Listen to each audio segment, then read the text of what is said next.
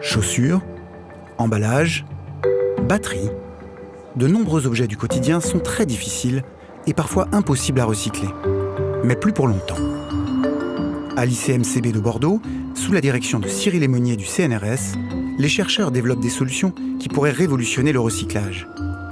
Pour cela, ils se servent de fluides dits supercritiques. Des fluides bien connus, comme le CO2 ou l'eau, placés dans des conditions inhabituelles de température et de pression. Dans ces conditions, ils acquièrent des propriétés étonnantes. Donc voilà une chaussure en fin de vie, une chaussure usagée en fin de vie, et on va la placer dans cette autoclave avec du CO2 supercritique.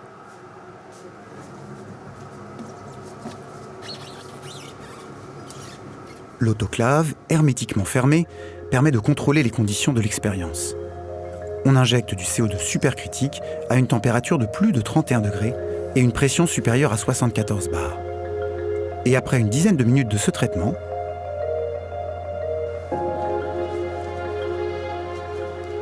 donc voilà les différents éléments de la chaussure qui ont été séparés après traitement.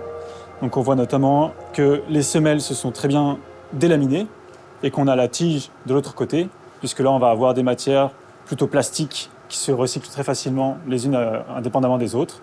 Et ici, majoritairement du polyester, qu'on connaît très bien, puisque c'est le même plastique que les bouteilles. derrière ce qui a tous les aspects d'un tour de magie, il y a une explication physique liée aux propriétés particulières des fluides supercritiques. Pour mieux comprendre, prenons l'exemple du CO2. C'est bon, tu peux y aller. Injecter le CO2. Ici, du CO2 est injecté dans un tube. Comme il est sous pression, il se trouve à l'état liquide. Puis il est chauffé. Il disparaît peu à peu à l'œil. Pourtant, il n'est pas à l'état gazeux. Ce CO2 est maintenant supercritique. Les molécules, dans des conditions supercritiques, elles sont schizophréniques. Elles se disent, est-ce que je suis liquide ou est-ce que je suis gaz?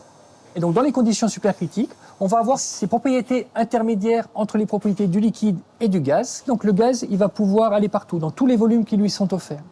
D'un autre côté, le liquide, il va avoir la propriété de solubiliser des molécules.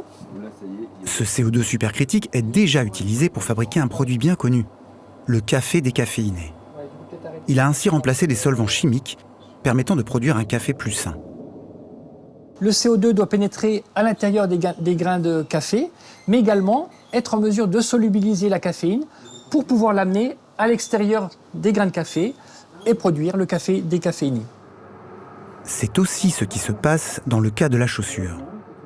Le CO2 supercritique arrive à la fois à pénétrer entre les couches de matériaux et à dissoudre la colle de la chaussure qui peut alors être extraite.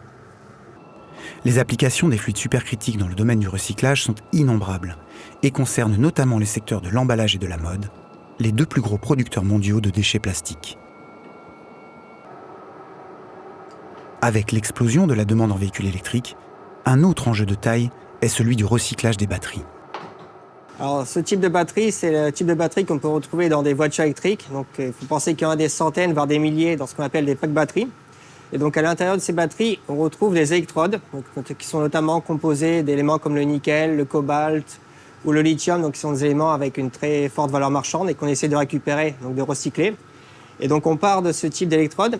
Et là, Neil est en train de les découper en petits morceaux, parce qu'à l'échelle laboratoire, on travaille sur des petites quantités pour pouvoir faire plusieurs tests et définir les meilleures conditions pour récupérer donc tous ces éléments. L'enjeu de cette expérience, trouver les conditions de température et de pression optimales qui permettront de séparer au mieux les métaux rares de l'électrode positive et la feuille d'aluminium sur laquelle ils sont collés.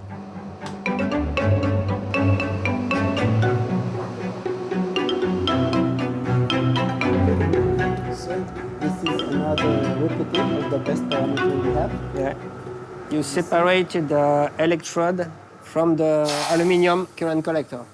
Yes, and here.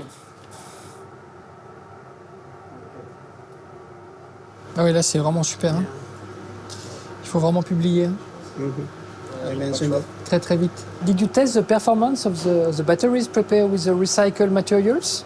Yes, indeed, we tried it with the bat coin cells, and we have seen that they have the same capacity as to that of the pristine materials. Wonderful. Yes, indeed. Il y a un enjeu qui est énorme.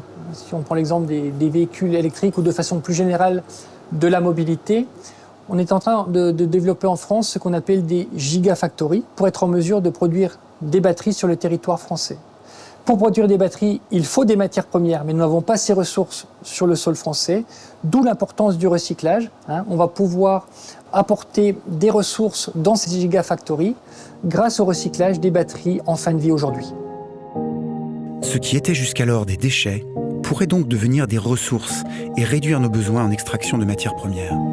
C'est le principe de l'économie circulaire, qui pourrait s'appliquer bientôt à une autre famille de matériaux, les composites. Pour les recycler, c'est un autre fluide, l'eau supercritique, qui est utilisé. Donc, prenez les dernières générations d'avions et de pales d'éoliennes. Elles sont constituées de matériaux dits composites, fibres de carbone noyées dans une matrice polymère. Et ces matrices polymères sont difficilement recyclables. L'eau supercritique va permettre de solubiliser la résine, de l'extraire et de récupérer des fibres de carbone qui sont propres et qui peuvent être réutilisées dans un nouveau matériau composite. Recycler, c'est bien.